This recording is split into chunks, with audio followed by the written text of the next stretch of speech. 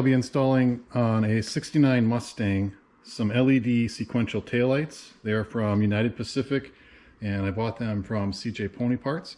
These should be simple plug and play, and I'll show you what the taillights look like now, the original factory ones, and then I'll show you what they look like once these are installed, and I'll let you know how it goes.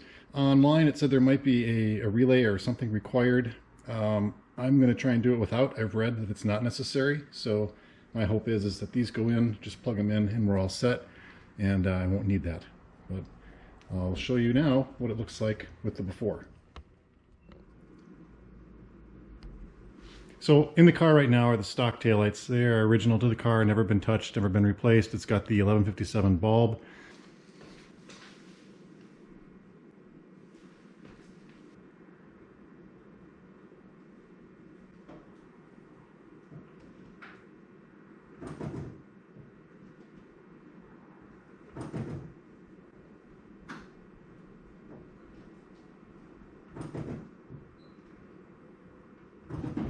I'm going to cycle through the lights now with the garage dark so you get a sense for how bright they are when it's a little bit darker out.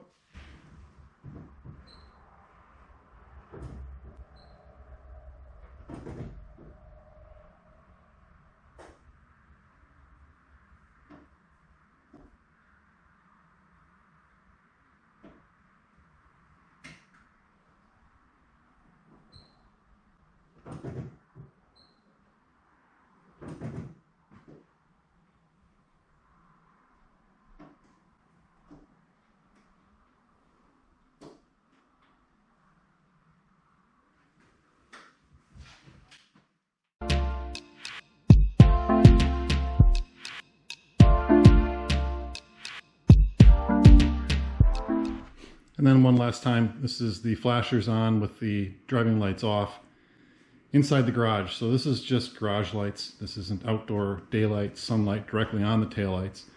But you can get a sense for how bright they are in this configuration. First, let's remove the current taillights.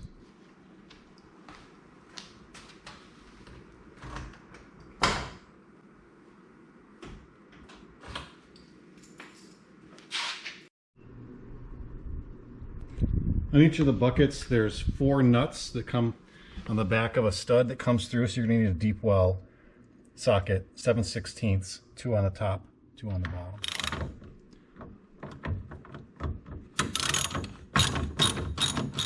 The bulb should pull straight out. It has little metal tangs on the inside. It's just pressed in there.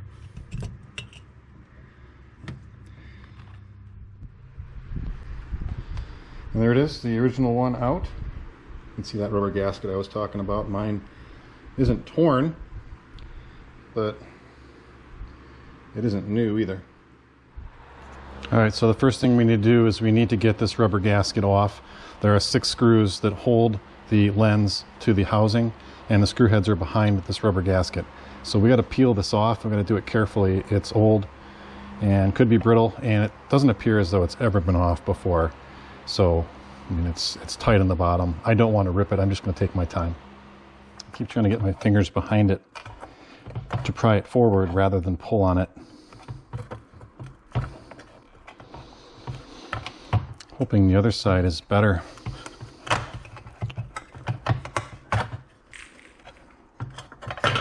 There we go. I think that'll clean up all right. I've noticed that right here in the middle, where these 2 screws went in to hold that chrome trim, it's very thin. So again, if you're pulling on it, be really careful. If it was going to rip, I would think it would rip right there. All right, gasket's out. We'll pull off the chrome trim. Can clean that up a little bit before we try to put it back on. I'm going to pay attention to how it's oriented so I don't end up putting it on wrong. I don't know if there's a top or a bottom, but keeping everything pointed up. And I'll just put it back together the same way it came off. You'll notice it does say top on this housing. So I will just make sure everything goes back on the same way it came off. Now let's get these screws out of here. Hoping they come loose easily. The amount of rust I saw on the bottom tells me that maybe those won't want to come loose. If they don't, we will get some PB Blaster on them. Oh, that one's loose. This whole thing needs to be cleaned up. So we'll do that too.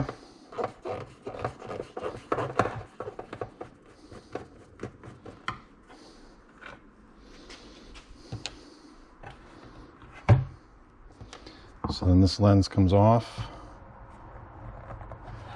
Does seem like there's another gasket behind there. So I'm wondering, there we go. I was wondering how easy that would come off. Seems like there's a couple gaskets back there. So it's like a piece of foam or something right here and a rubber one right there. Again, I don't feel like replacing stuff that I don't have to. I'm going to try and keep that all intact. I'll just clean it up a little bit. And of course, the original lens I'm going to hang on to in case I ever need to put it back. So the next thing's going to be some cleanup. I want to get in there and just clean that up a little bit on here and inside the tail panel too. So you can tell by the amount of rust that's on here and on the gasket that something is going on inside the tail panel right here. So I'm going to want to make sure on the back side I get that all cleaned up. And because I found that much rust on the left side, I'm going to pull the right side off too, because I'm assuming that once I get inside of there I'll find the same thing. I'm going to treat it with some rust preventative, and I need to have that dry. So what I'm going to do is I'm going to pull the spare tire out and get this bucket off and get that rust inside of there taken care of. You know, every project has potential detours that take you in another direction. So that rust that I found when I took these lenses out, I didn't want to just leave it, so I came in here and I sanded them down and I hit it with some navel jelly, and then I put on some rust preventative paint as well. So the housings, they had some rust in the bottom. I took navel jelly, applied that to the bottom, wiped it off, and then I hit it with some Eastwood reflective chrome to clean that up. I took the rubber gaskets, cleaned them up as well, applied some rubber tire foam to it just to try and make it a little bit softer and protect it, make it a little bit more pliable. I took the chrome trim and polished that up, so that looks a lot better. I used Mother's mag and aluminum polish on that. So what's left now is to put in the new lenses. So if we take the lens, you'll notice there is a top and a bottom to these, so you gotta be careful that you put them in correctly. The top is the side with the switch on it. And you can tell that there are different, the space from here to here, where this little lip is longer on the bottom than it is on the top, which is how the originals were as well. So you can see that there.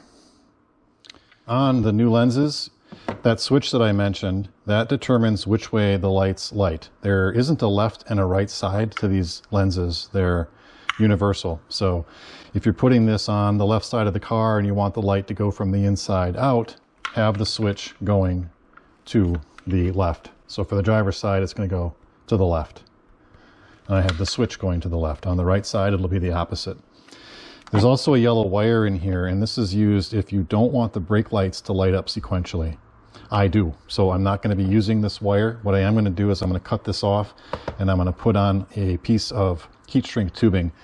I just don't want a loose wire bouncing around in there. I don't know if there's power to it or not, but I don't like that idea, so I'm going to cut that off. And I'm going to cut this wire off so there isn't a bare wire sitting there. And then I am going to take a piece of heat shrink tubing, slide that on, and whoopsie. Well, at least that got the end sealed up.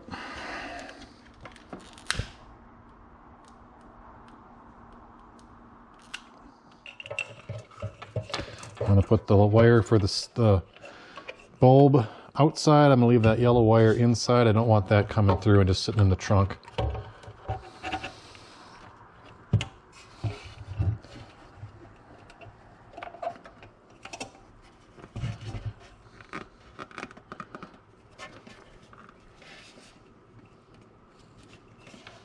Okay, make sure that wire's out, because if it's not, you'd be taking it apart again. You don't want to do that.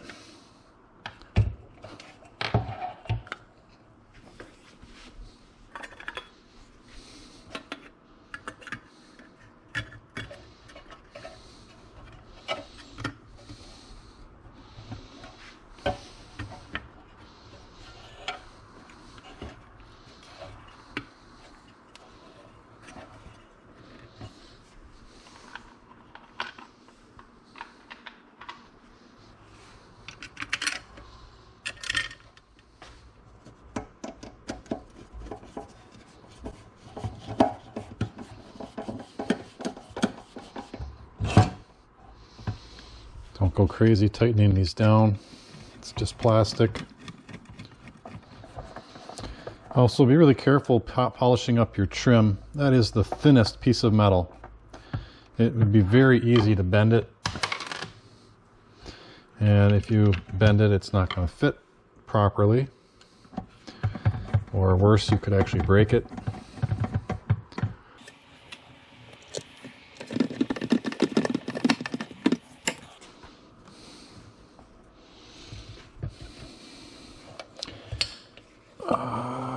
A new gasket would have been a good idea. This one was pretty bad. It's not ripped, but it's not in best shape.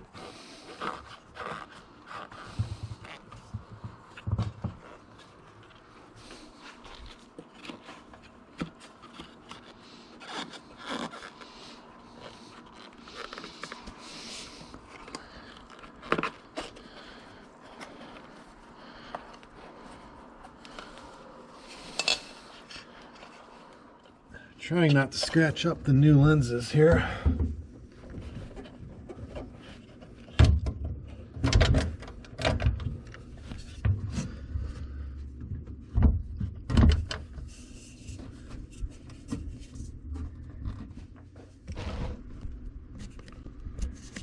All right, so then we take the 1157 bulb out of the socket, push down, turn, pull out, and then you take the new plug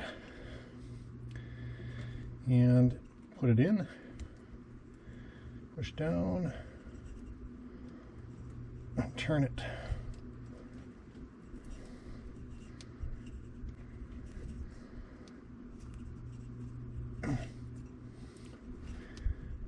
Maybe I got it backwards. I had it backwards. And then put that in. Snap it in.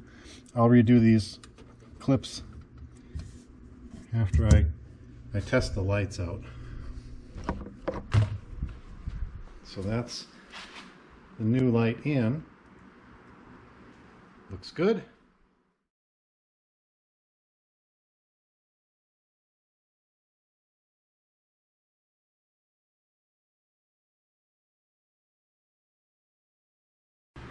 So I watched a video from somebody else, and when I first put the lights in, put the lenses in, I figured you'd put the switch towards the side of the light that you wanted the sequential lights to go to, because that made sense to me. And I watched a video from somebody else, and they said, no, you actually switch the switch to the left if you want the lights to go left, and you switch the switch to the right if you want the lights to go to the right. So, since they had already done it, I did the same thing. But that's what you'll get. It's going the wrong direction. So the way I had to set it up the first time was correct. Put the switch in the direction you want the lights to go, not left or right, but holding the light in your hand, and you want the light to go from inside to out, then make sure the switch is going out. Now, what I'm going to have to try and do is to see if I can get in and flip the switch just going through the light bulb hole, without having to take them all apart again, because I really don't want to take them apart again. So let's see if we can do that. Some good news. If you basically climb into the trunk and take a flashlight and shine it into the bulb hole in the housing and a long screwdriver, you can reach the switch and change the direction of the sequential lights once it's in the car. I did not have to take it all apart again, so that's good news.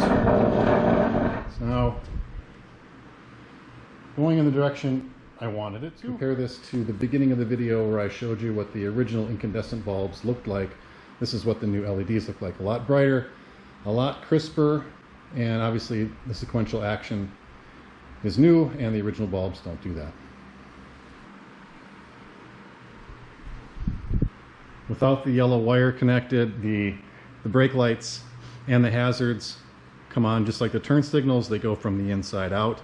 If you had used that yellow wire, they would have come on all three at the same time. That's not what I wanted, so I left the yellow wire out of the equation. Looks like with most of the lights in the garage off, and see how bright they are. So from a safety perspective, much better, much better. My concern is that the other bulbs were so dim it was hard to see during the daytime.